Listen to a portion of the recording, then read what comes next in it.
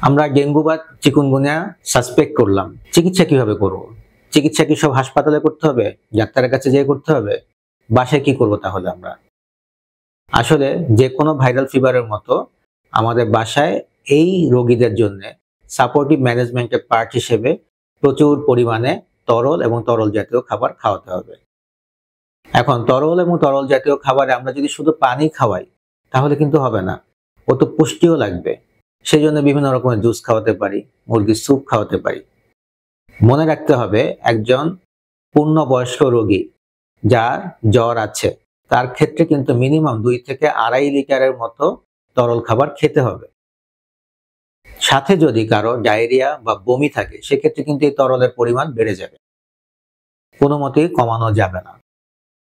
অনেকেই প্রশ্ন করেন যে কিসের জুস, কি খাওয়ানো যাবে?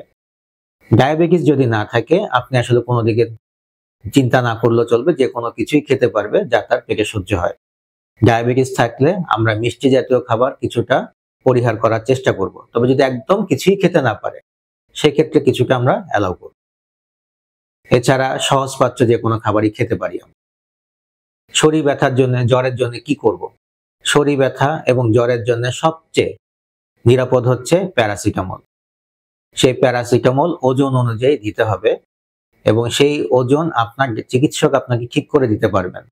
আর যদি একদমই না জানেন বা যাওয়ার সুযোগ নেই সেক্ষেত্রে মনে রাখবেন যে একজন পূর্ণবয়স্ক ব্যক্তি যার ওজন স্বাভাবিক তার ক্ষেত্রে আমরা সাধারণত 1 গ্রাম প্যারাসিটামল 8 ঘন্টা পর পর নিরাপদে দিতে পারি, যদি তার লিভার এবং রেনাল ফাংশন ভালো থাকে।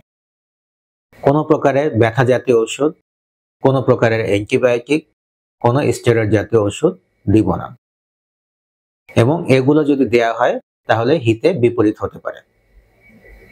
যদি কখনো দেখেন এই জ্বরের মধ্যে রোগী অতিরিক্ত দুর্বল হয়ে যাচ্ছে, কিছুই খেতে পারছে না এবং অনেক বমি, পাতলা পায়খানা বা পেট ব্যথা হচ্ছে বা এতই জয়েন্ট ব্যথা হচ্ছে নড়াচড়া করতে পারছে না, তাহলে অতি সত্বর তাকে চিকিৎসকের কাছে নিয়ে যাবেন এবং প্রয়োজনে হাসপাতালে ভর্তি করবেন।